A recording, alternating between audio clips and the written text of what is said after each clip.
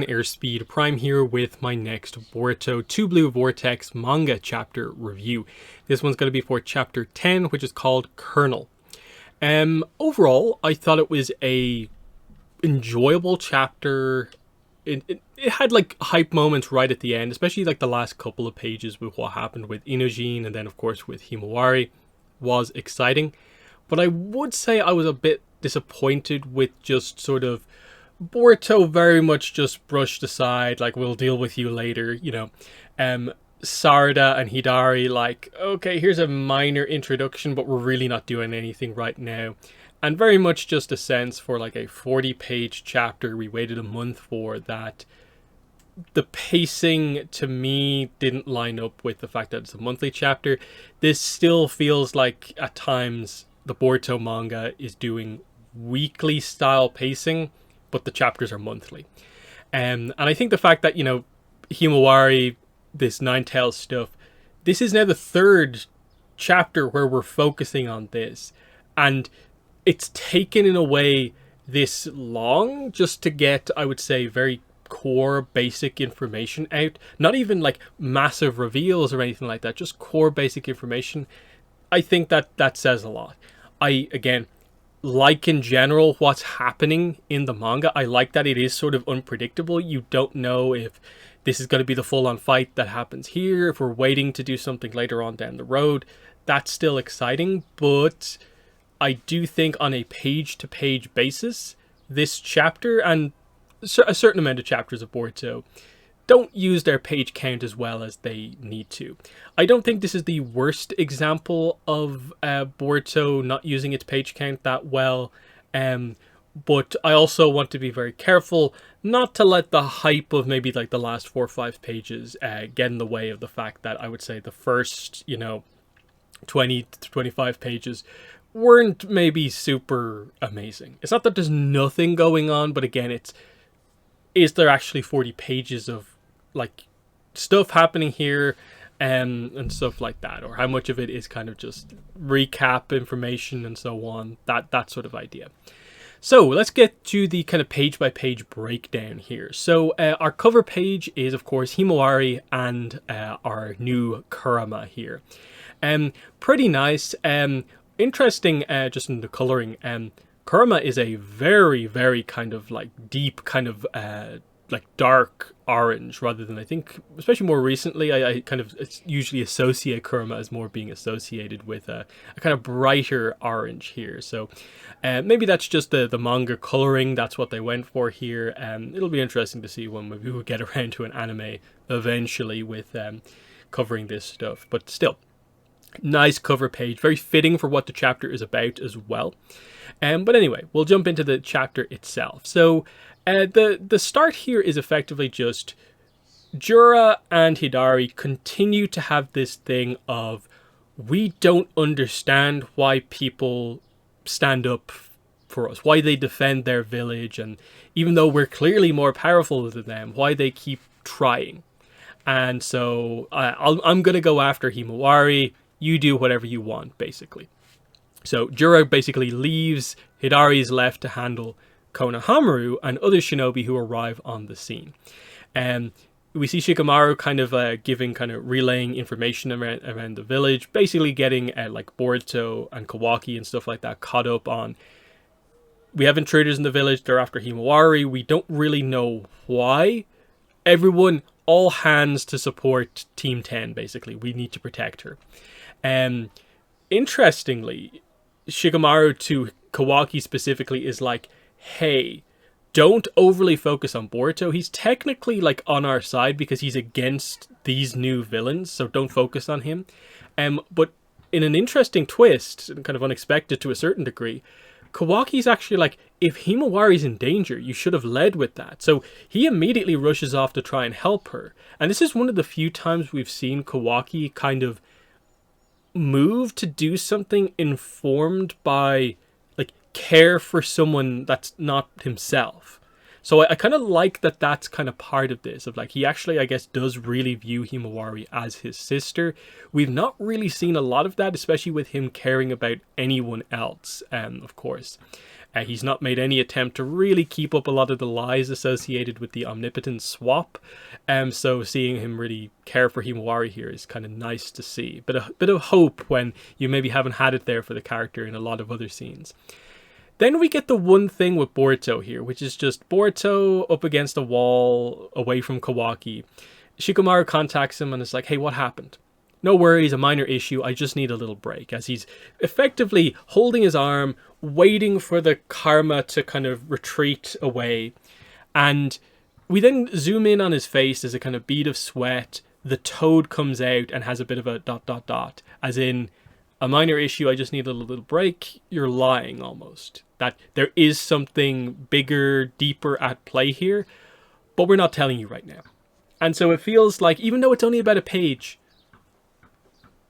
why not wait until you can actually tell us something with it? Like, do we really need to cut to just Boruto, like, holding his hand? When it's like, say something. Like, if you don't have anything to say, don't say anything. Like, clearly, to a certain degree, this is about Momoshiki. This is about why he doesn't have control over karma abilities. Why he has focused on a completely different set of jutsu that makes him incredible. But there's this clear weakness, and why is that?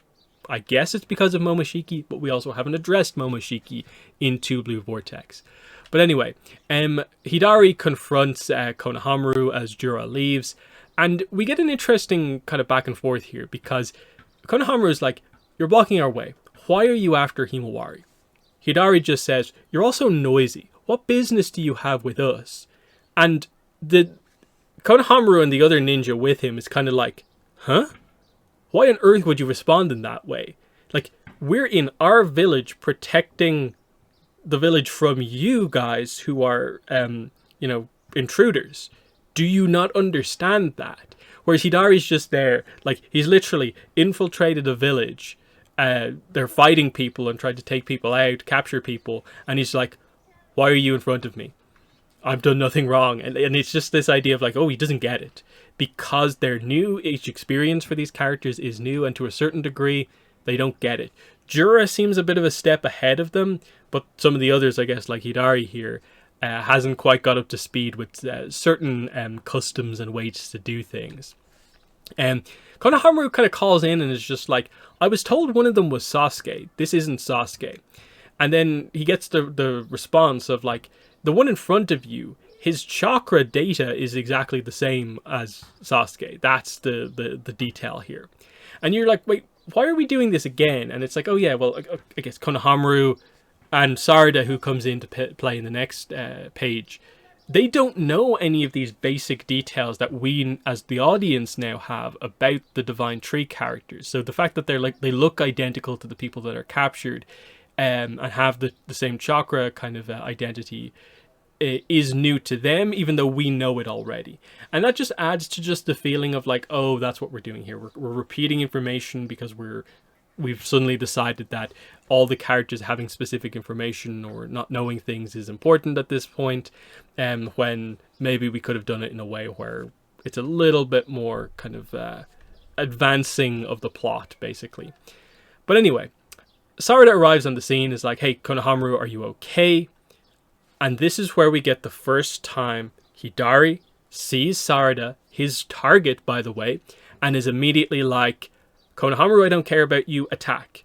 Like, we go from one panel to, boom, claw marks in the ground, he retreats through them. Claw marks appear in between Sarada and Sumire. He comes out of them. Immediate Chidori tries to take her out straight away, but Sarada reacts quickly. Sharingan turns on. Nice dodge, an immediate counter with Chidori herself, and she actually gets him. They don't really show the wound super well, but she gets him straight through the side. He goes down. It's not, I don't get the impression it's like a devastating blow, but it's clearly knocked him over, but he does get up in a couple of panels' time.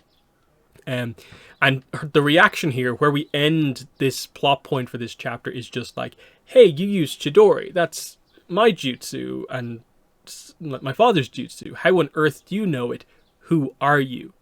They do highlight Sumire in a bunch of these panels, but she doesn't really do anything here. But I guess it's going to be significant that she is here, because in the same way that we're doing something significant with Himawari in this chapter, I'm guessing Sarada and Sumire being immune to omnipotence and being in play here in this way is going to be important. So we're going to get to see them shine to a certain degree, and what exact skill set Sumire will have, we're not really sure. We obviously have an idea about what Sarada's will be, even though there's still probably a little bit of mystery around it. But, you know, interesting stuff still. So, that's where we end it. I don't think it's a great kind of mini cliffhanger here of just like, who are you? You have my father's skill set. Because it felt like to a certain degree you were already kind of informed about it, or at least we as the audience already knew. So it's just like, okay, come on, get to the show.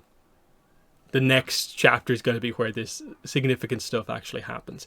At the very least, I appreciate that she was presented as being very competent here, dodges the attack. Konohamaru was not there to save her or anything like that. She counters, delivers a blow to him, and we'll see where we go from here. Are we getting a full-on fight?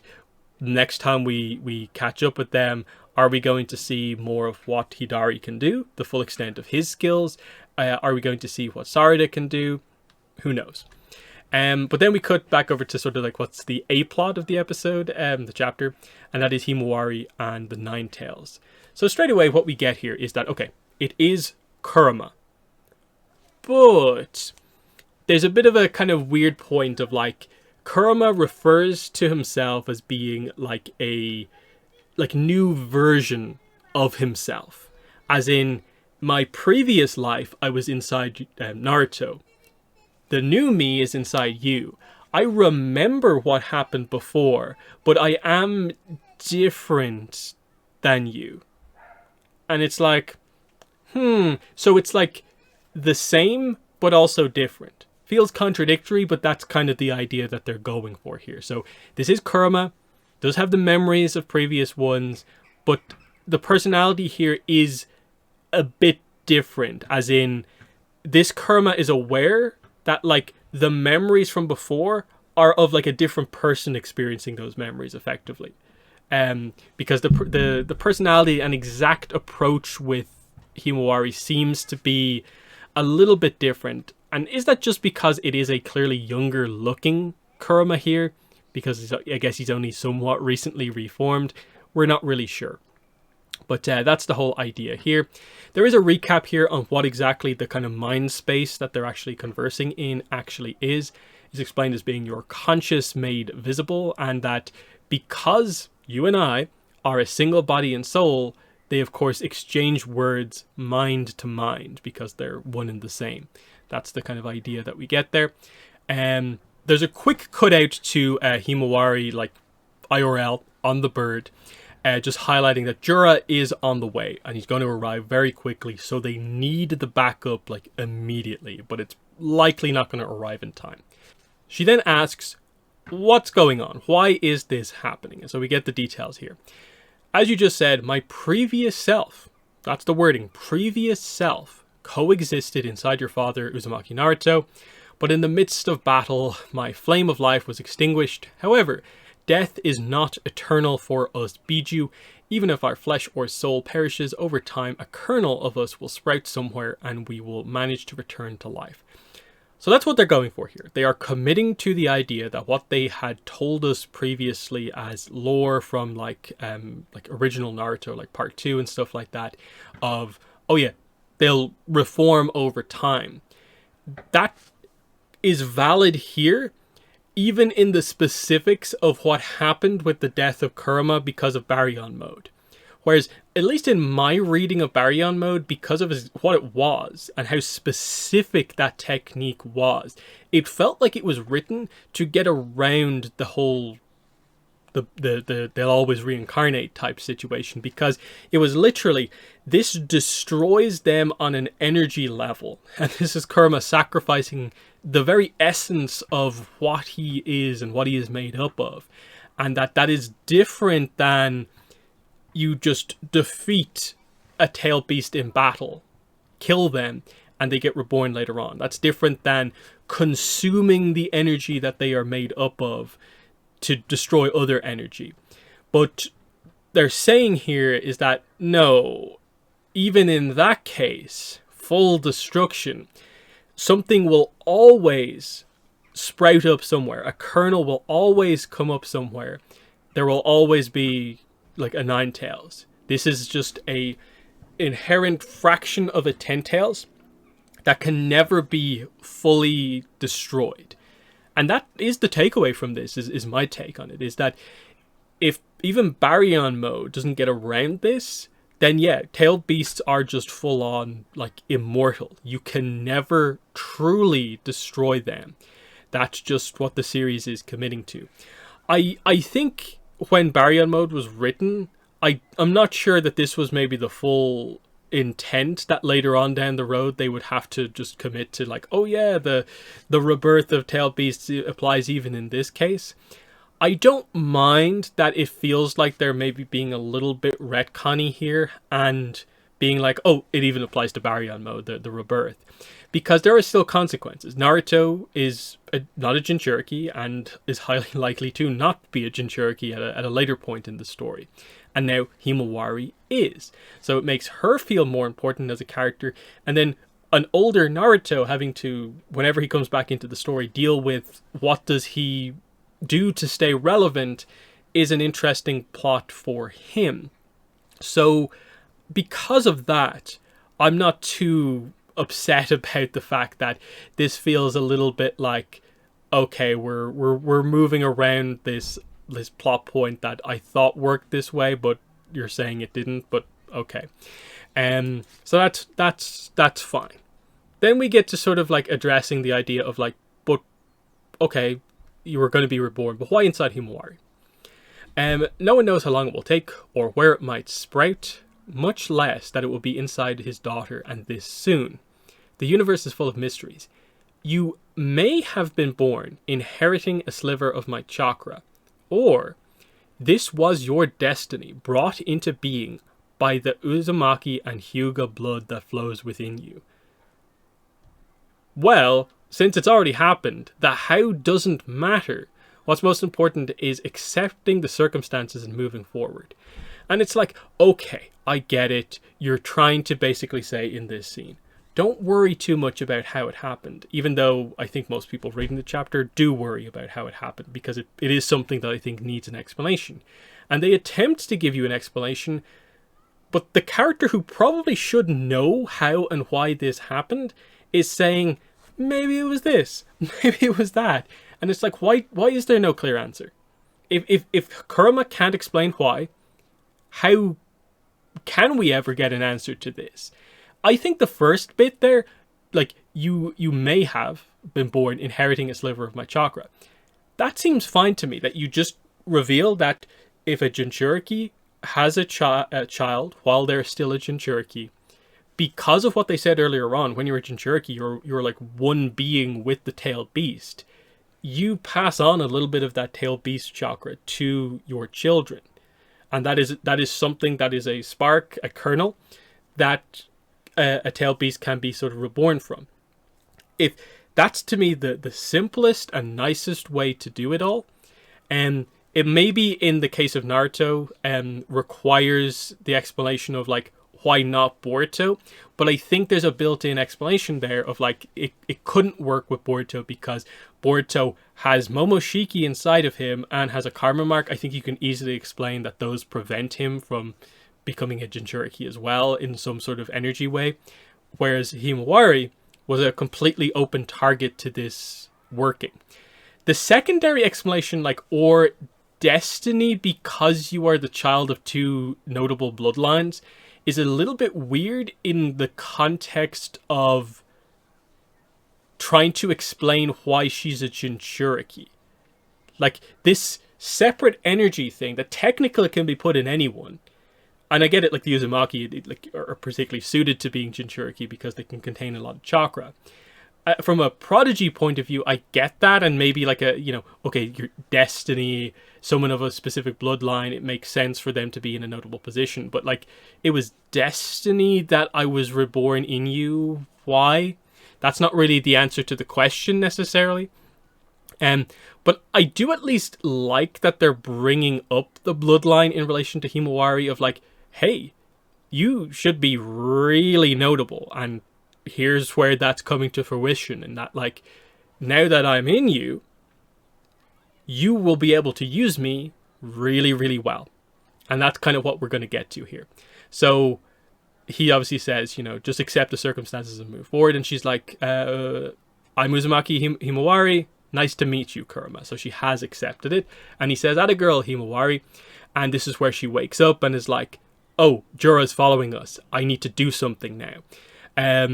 Oh, I have my father's powers. He uses like Kurama to make stuff happen. Kurama, do something." And she's just like kind of trying to scream into her head like, "Hey, activate something for me." And they're all happy to see that she's awake. Jura then uses a mini tail beast bomb to cut the wing off the bird, so it crashes to the ground. Cho saves them with some expansion jutsu so they don't die on impact with the ground. And so they're confronted by Jura on the ground at this point. And he's like, "You're a pretty good team. I hate to have to kill you, but you chose this yourselves." And so she again calls for Kurama to like do something. And then he says, "Don't be a spoiled baby, Himawari. The only one who can do something about this is you. It should be a no-brainer whether you use or quash my powers. It's all up to you." So he's highlighting to her here of like, no. It's not about me doing something. It's about you choosing to do something.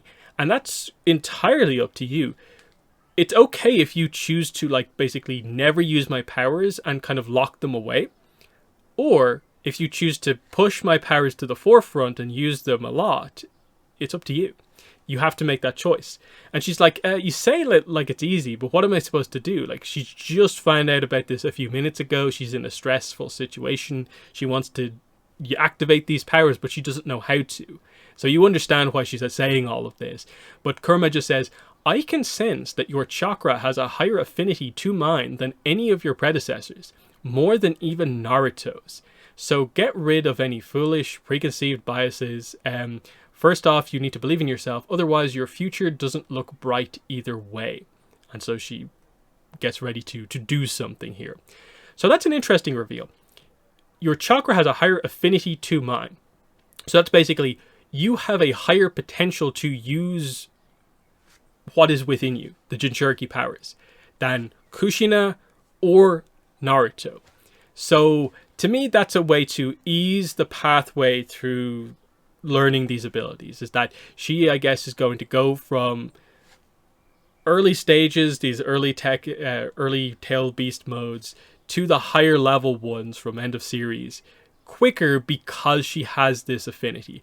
Naruto, of course, in most cases, like, took a long time to learn most of his jutsu. He was not this kind of prodigy that just instantaneously learned everything. It took hard work. I think they're highlighting here that, like, you are very suited to this, partly because of your bloodline, but it just works. You should be able to use me really, really well. So don't think about how this person did it or that person did it. You need to believe that you can do it, is I suppose what he's saying. The last line of like, otherwise your future doesn't look bright either way, it's a bit like, what? I think that's a bit of an odd, like, I don't take the meaning from that necessarily too much either way, as in, if you do or don't believe in yourself, or if you use or don't use my powers. What's he referring to? But anyway, Himawari decides to attack, hoping something will happen. Rushes forward, flying kick. Jura catches it, twist, crack. Himawari's on the ground with a badly broken leg, like leg facing the wrong way. Like, whoa, you do not expect this to happen, because he basically doesn't do anything. Like, there's no special power to this kick. It's just a standard taijutsu kick, and she gets a really badly broken leg here. And she's just on the ground, like, it's no good. There's no way I can do anything.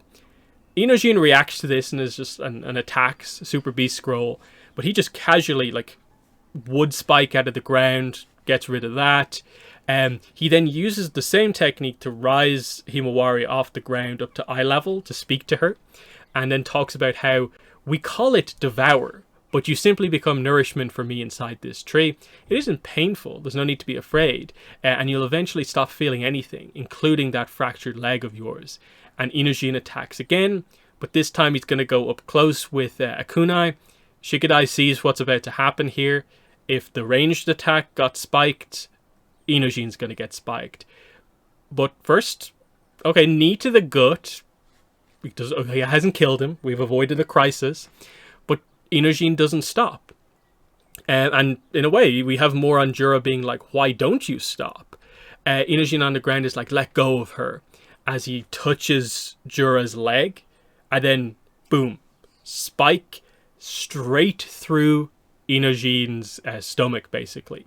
They do highlight it kind of goes through the side, but it's still quite centralized. I think it's mainly drawn that way to just highlight that, like, it doesn't go through his spine, but, like, it's straight through, like, his stomach and other organs. Like, this is a devastating attack. Inojin is dying here. Like, there's no real way to turn this around. Like, I think if there was a substitution jutsu reveal or something like that, they would have done it already. This is just, no, he has been incredibly badly injured. Now the question is going to be, obviously, I don't think they're going to kill him off here. So how do they save him from this? We'll address what happens first, and then we'll kind of come up with maybe some solutions. So, yes, Inojin gets spiked, and Himawari watches this happen, trapped in the kind of tree, basically. Everyone reacts to this. It's shocking because they think he's dead because of how devastating the attack is. But Jura's then makes things even worse by saying, like, hold on, I think I read about this somewhere. Could this be that thing known as aesthetics? And I think what he's saying here, because it's a bit of a weird line, is he's looking at what he's just done, and he's got Himawari risen out of the ground, like trapped in a tree. He's got Inojin risen out of the ground, impaled on basically a tree spike. And he's kind of like, oh, is this what I do? Is this my battle style now? I kind of like rise people up out of the ground to always speak to me at my eye level, no matter what situation they're in. Is that what he's kind of talking about here? This is my battle aesthetic of, like, you know, spiking people. That's what I do. I think that's kind of what's going on here. There's a bit of a sense of like, oh, I have a bit of like creativity on the battlefield doing things this way. But then this, of course, him being so casual about this, referring to like killing people, badly injuring people as just an aesthetic, no. And so Himawari is furious, and boom, she smashes out of the kind of wood prison that she's in. Everyone is shocked. We see something crazy is going on with her hair. She comes eye to eye with Jura, and we see straight away, okay, she has the kind of fox eyes, the fox kind of like eye liner, effectively. Her kind of whiskers are more kind of pronounced, and she says, I said to stop it. And Jura's like, what is this sudden shift? Kurama inside her head is like, you've totally snapped. Well then, shall we run amok some Himawari? And so the final panel here, we get to see a pretty good look at Himawari in this sort of like first tailed beast mode that she's doing is, like I said, the fox stuff coming through on her face. You can see her nails. There's definitely some kind of fox nails kind of coming through. But the significant thing with her hair is that there's definitely some kind of red hot habanero kushina when she goes into that kind of angry mode going on here with the hair kind of tendrils kind of going on here. I think that's the sort of idea here. Let's see, what do we have here? 1, 2, 3, 4, 5, 6, 7. 1, 2, 3, 4, 5, 6, 7, 8, 9. Yeah, 9 hair tendrils, I believe it is. So that's what they're going for as well. 9 tails, but it's 9 hair kind of tendrils, kind of referencing Kushina. So there's some cool references here. Interestingly, compared to like Naruto, no kind of like energy cloak really effect coming across. This seems to be entirely like physical here, that like these hair tendrils smash her out of the wood, and she's in this sort of mode like this. Now, some of Naruto's earlier modes were kind of like that, where it wasn't overly focused on the energy cloak, but they always emphasized a little bit of the orange chakra leaking out. Now, in this case, it's obviously different because in those early days with Naruto, it was if Naruto got out of control, the Nine Tails tried to amplify that. Whereas here, the Nine Tails is like, oh, you chose to do this. If you're angry and you want to attack them, I will like assist you with doing this. But it's not like to destroy her. It's like, okay, this is your first time using this mode, and you want to use it to defend angrily, kind of here. Now, the question I think we obviously have here, in terms of like, you've totally snapped, will run amok, is this a anger level from Himawari that we should be worried about? Or is this like righteous kind of justice here of like we're happy that she's serious in this sort of like angry state, ready to fight back? Or is she at risk of losing control to a certain degree?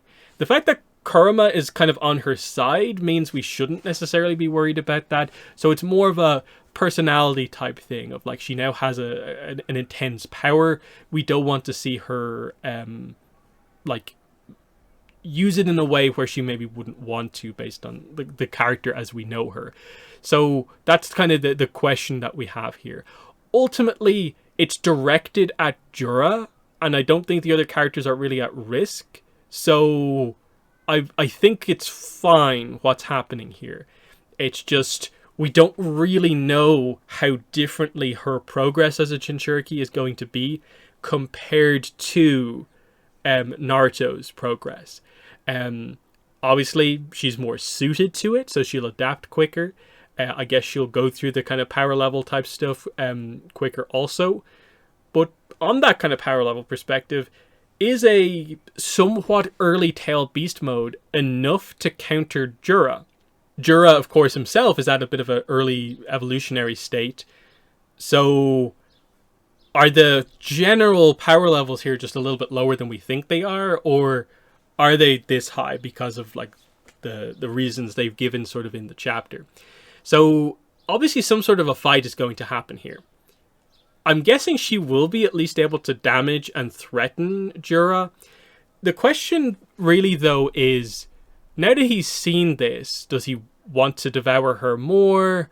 Is it going to be enough or not enough? And then what is this kind of interaction going on here? The fact that like this is like a Jinchuriki, a Nine Tails is a fraction of a Ten Tails, and she is fighting a divine tree being, also a different type of fraction of a Ten Tails. Like, what's that dynamic mean? Like, they're obviously different Ten Tails. Is there going to be some reveal with regards to that and the interaction of multiple Ten Tails? Who really knows? Obviously, everyone is on the way to protect Himawari. So at the very least, it feels like she should be able to keep in the fight long enough to allow other people to get to her. And the second the others arrive, you think, like, especially if Boruto eventually arrives, but he's delayed. So is someone powerful enough actually arriving, given that like Kawaki doesn't seem to be on it? Maybe protecting Himawari will bring him to a new level. We'll see what happens there.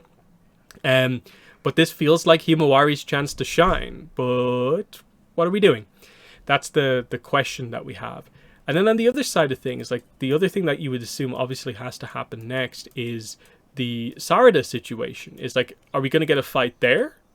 Or is Jura going to make the decision for both of them to leave at a certain point?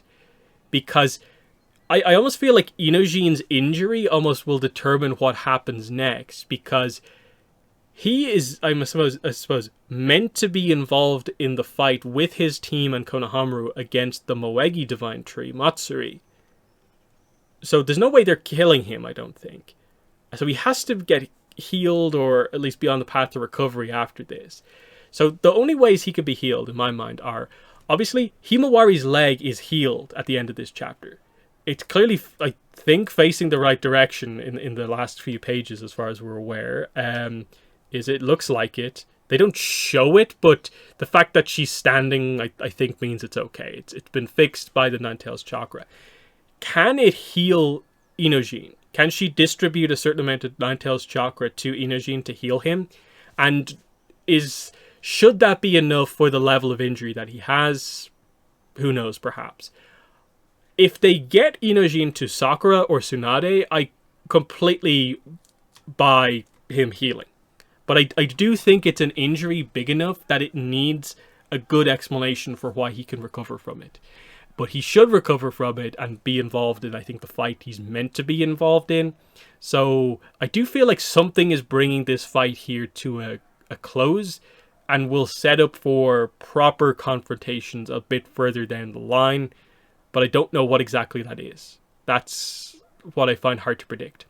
So they're my thoughts on the chapter. Like I said, pretty good. Some hype moments right at the end. But I don't feel the chapter used its page count as well as it should have. 40 pages, but it didn't really feel like it was 40 pages worth of like content. So let me know your thoughts below. But that has been the video. Thanks for watching, and bye.